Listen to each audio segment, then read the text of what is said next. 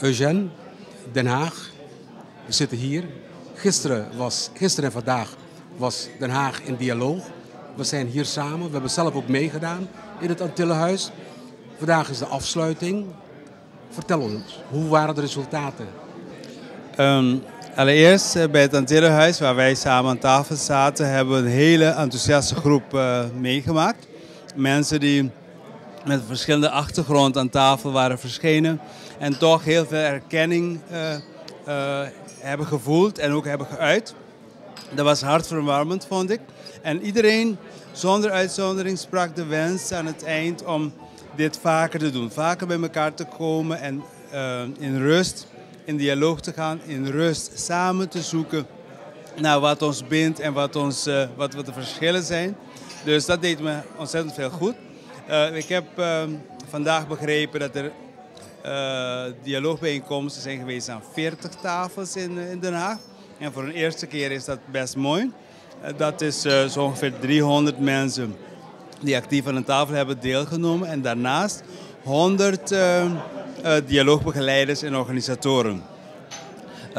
Er is ook een honger gebleken, gevoeld. Men wil gewoon voor volgend jaar november ook weer met elkaar in gesprek. En de organisatoren gaan kijken hoe ze samen met de trainers, de dialoogbegeleiders iets kunnen ondernemen. Zo misschien medio halverwege het jaar, zeg maar over 6 maanden, zodat de mensen toch weer de gelegenheid krijgen om met elkaar in gesprek te komen. Eugène, jij doet het al langer dan vandaag. Jij doet het ook in Utrecht, heb ik begrepen, in een café. Vertel ons iets meer. Waar kunnen de mensen informatie vinden? Hoe werkt dat? Hoe gaat dat? Vanaf begin 2007 hebben we een dialoogcafé in Utrecht. Daar komen we maandelijks bij elkaar. Met bekenden en vreemden, zo zeg ik het graag. Want iedere keer verschijnen er mensen die we niet kennen. En dat maakt het juist heel leuk. Dat betekent dat het groeit en bloeit. Men kan informatie verkrijgen via mijn e-mailadres. Dat is Richard, Dirk, Bernard, Otto, Eduard, Leo, Dirk, Anton, Karel, apenstaartje, gmail.com. Of men kan naar de website gaan, www.meetup.com, dat is meetup.com/dialoogcafé. En daar kan men zich ook aanmelden. Gisteren was Den Haag, vandaag ook Den Haag. Emoties, Antillenhuis, jouw tafel, onze tafel van gisteren. Bepaalde emoties zijn naar boven gekomen. Ja. Gebeurt dat vaker? Zie je dat emoties loskomen?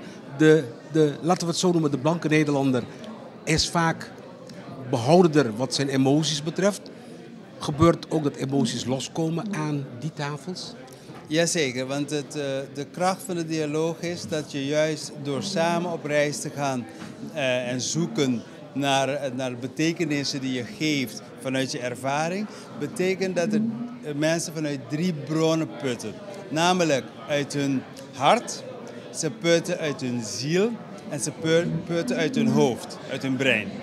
Nou, vanuit de ziel en het hart krijg je dat gevoelens die mensen hebben verwerkt of niet verwerkt, ook soms naar boven komen. En dat is hartstikke fijn, want dat betekent dat je je vrij voelt. Want je gaat niet tegen iemand in een onveilige situatie je emoties tonen. Dat doe je als je je veilig voelt. Dat betekent dat het ons keer op keer lukt om in een veilige, rustige omgeving mensen het gevoel te geven, ik kan vrij uitpraten. En het fijne is, het blijft daar aan tafel. Want iedereen wisselt toch wel emotionele dingen met elkaar, maar ook hele rationele zaken. Hoor. Het is niet zo dat wij aan tafel zitten te huilen. We hadden net een vraag gesteld aan Dirk. En die vraag werd ook gesteld aan de wethouder. Gaan politici vaak genoeg met elkaar in dialoog? Politici staan erom bekend om constant met elkaar in debat te gaan. Wat is nou het grote verschil tussen debat en dialoog? Waarom zouden politici, met name politici, vaker in dialoog moeten gaan met elkaar?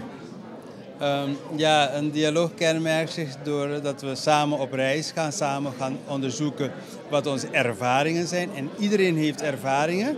En dat betekent dat wij allemaal aan een dialoog kunnen meedoen. Terwijl aan een debat, het gaat om overtuigen van elkaar. Dat is een strijd van ideeën. En de een is vaardiger daarin dan de ander. Een dialoog is wat persoonlijker. Je praat vanuit je eigen ervaringen. Een debat is niet persoonlijk. Je probeert te scoren en je kunt heel afstandelijk, ook al ben je ergens niet mee eens, kun je zeggen, ja, dat vind ik een goed idee. Alleen maar om van de ander te winnen. En je luistert heel erg goed bij een dialoog, omdat je wil snappen wat de ander beweegt, wat deze ervaringen zijn geweest. En de ander luistert ook heel empathisch, volledig naar je. En in een debat is het, ja, ik luister alleen naar dat stukje wat me goed uitkomt, zodat ik lekker kan terugslaan. En waarom zouden politici dat juist moeten doen? Omdat ook tussen politieke partijen en tussen individuele politici zijn er overeenkomsten. Dus het is gek om die weg te vegen en te doen alsof er altijd verschillen zijn. Alleen altijd standpuntverschillen. Dat is niet zo. Dus wat je eigenlijk zegt betekent, als politici beter zouden luisteren, wat je bij een dialoog doet, ja, dan zou men beter met elkaar kunnen samenwerken, elkaar beter begrijpen en ook weten wat er leeft in de maatschappij. Ja, zeker leeft onder de burgers. Want met de burgers, als je met de burgers in debat gaat, dan haken de burgers gauw af. Hè? Dus dan moet je sowieso de dialoog voeren. Maar ook met elkaar. Want een dialoog betekent niet dat we de verschillen wegmoffelen. In een dialoog blijven verschillen en overeenkomsten bestaan. Maar het grote verschil is dat je bij een debat alleen focust op de verschillen. En dan verdwijnen die overeenkomsten. En in een dialoog gaat het om beide. Zowel de verschillen als de overeenkomsten. En volgens mij is dat vollediger. Dat was Eugène Boeldak. Wij hebben zelf ook bijgezeten gisteren in de dialoog in het Antillenhuis. NOS TV heeft de opnames gemaakt. U kunt die interviews bekijken en luisteren op www.nostv.com. En NOS TV, dat is NOSTEVE. En dit was Raymond Labat voor NOS TV in Den Haag.